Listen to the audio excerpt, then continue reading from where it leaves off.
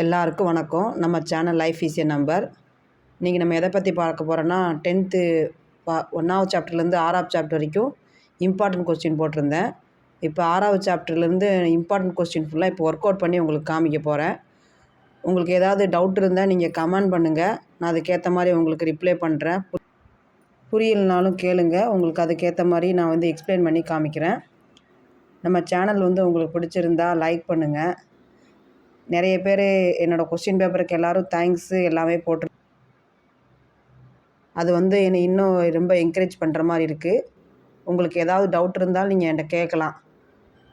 Maths நம்ம ஈஸியாக போடுற வேலை தான்.